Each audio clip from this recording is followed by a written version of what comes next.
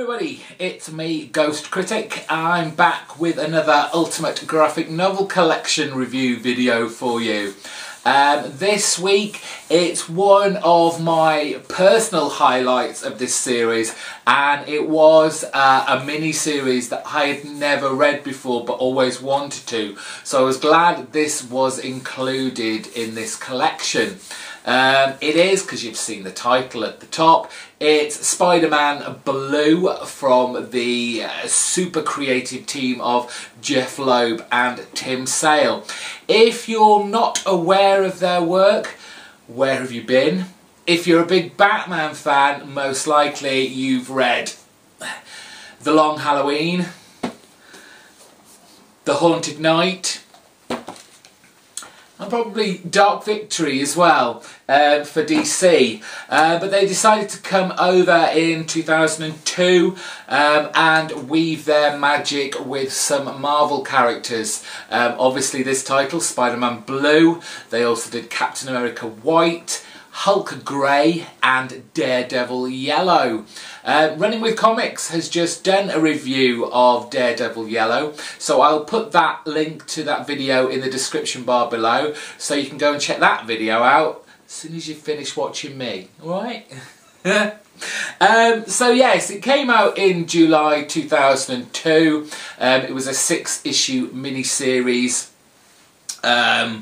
And it kind of, well, it doesn't kind of, it does recount an earlier life of Peter Parker, Spider-Man, the time of kind of Gwen Stacy and the introduction of Mary Jane.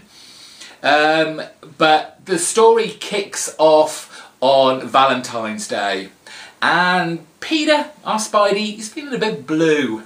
Hence the title.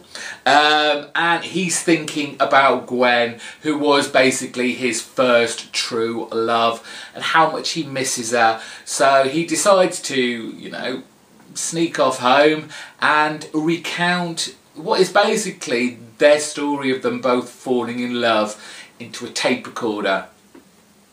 And yes, that's what it is. It's a beautiful love story, but don't let that put you off. There is a ton of action. There's kind of a slew of Spider-Man's rogues gallery.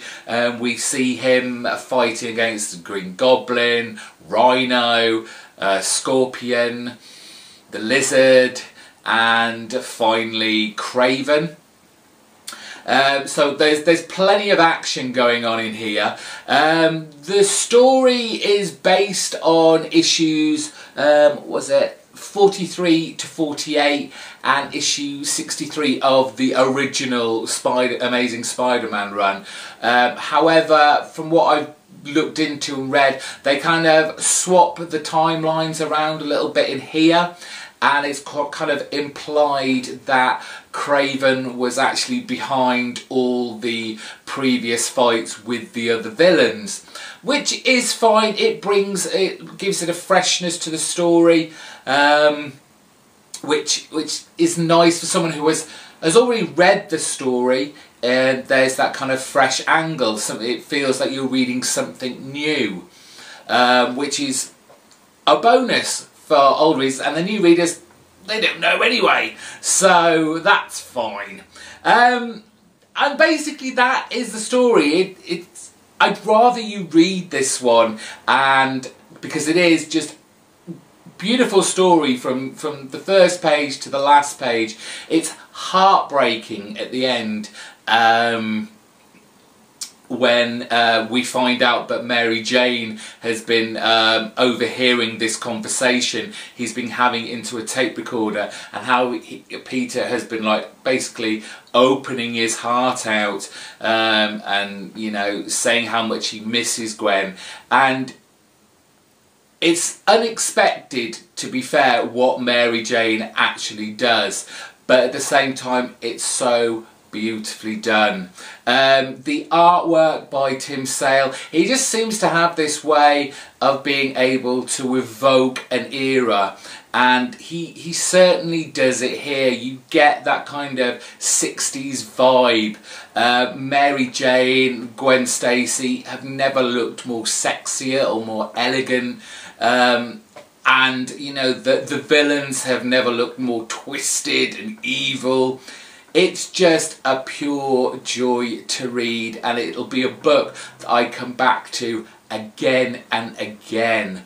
In the back we have obviously the usual bonus section, so we have quite a bit on the writer Jeff Loeb. He gets 3 pages. Basically talking about his work on things like X-Force and Heroes Reborn and the like. In the back there, then we have quite a bit on the artist Tim Sale. Nice little art gallery. If I bring up that a bit closer, you might be able to see better. There's some like sketches of the covers, the way he wants Spider-Man to look, which was interesting. And let's see if we can get this in properly. Might not be able to see it because it's quite dark, but there's a cover. I don't know if that's an alternate cover, but it was Spider-Man and that very first villain he let get away. And of course there's the further reading in the back, which includes Daredevil Yellow and Hulk Grey. Funnily enough, they don't put Captain America White on there. Anyway, short but sweet this week, but still a much recommended mini-series. If you're in any way a fan of Spider-Man, this is a must to read. Thank you all for watching. Until next week, when I'll have another book, which hopefully will be a bit lengthier and a bit meatier. Take care. Bye bye.